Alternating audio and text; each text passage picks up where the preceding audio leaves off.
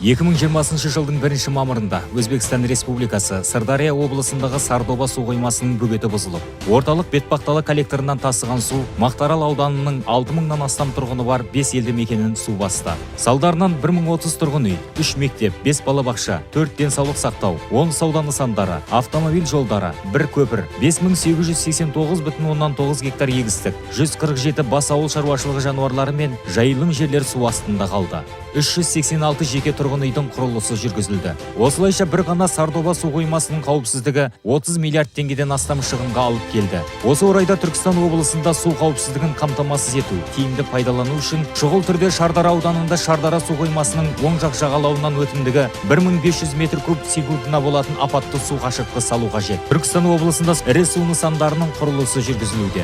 Атап айтқанда, Түркістан магистралдық арнасын күрделі жөндеу жобасы.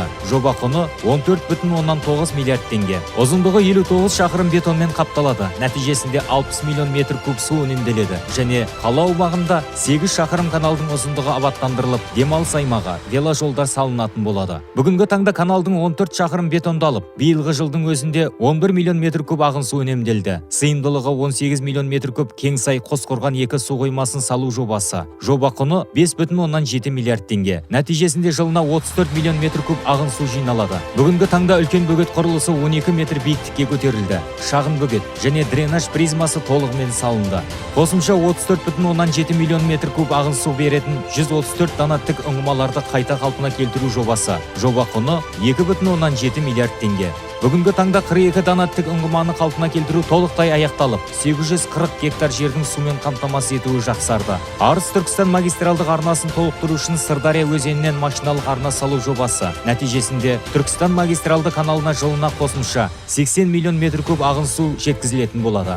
Бүгінгі таңда жобаға техника-экономикалық негіздемесі әзірленіп, мемлекеттік сараптама қарауына енгізілді. Шошқакөл көлдер жүйесін жаңғырту жобасы. Жоба құны 2,3 миллиард теңге. Нәтижесінде Түркістан қаласының экологиялық жағдайын жақсарып, шағын орта бизнесті және туризмді дамытуға жол ашылады. Қосымша 300 миллион метр куб су жиналады. Сондай-ақ 15 мың гектар жайылым жерлерге су жеткізумен қатар балық шаруашылығын дамыту қолға алынады. Бүгінгі таңда бөгет 22 шақырым ұзындыққа көтеріліп, жұмыстар жалғасуда. Сондай-ақ облыста ағын су үнемдеу технологияларын енгізу мақсатында 11 мың гектар алқапта жаңбырлатып суару машиналарын орнату көзделіп отыр. 2019 жылы 892 гектарға 21 бірлік қондырғы орнатылды. 2020 жылы 1099 гектарға 20 бірлік қондырғы орнатылады. Технологияның тиімділігі дақыл түріне қарай ағын суды 2-3 есеге үнемдеп, өнімділікті 4 есеге арттырады. Осы алаңдардан жоғары сапалы мал азықтық өнімдер белдеуде іске асырылатын құны 23,2 миллиард теңге болатын 6 ірі инвестициялық жобалардың сұранысы қанағаттандырылып, облыс орталығында азық-түлік қауіпсіздігін қамтамасыз етуге мүмкіндік ашылады.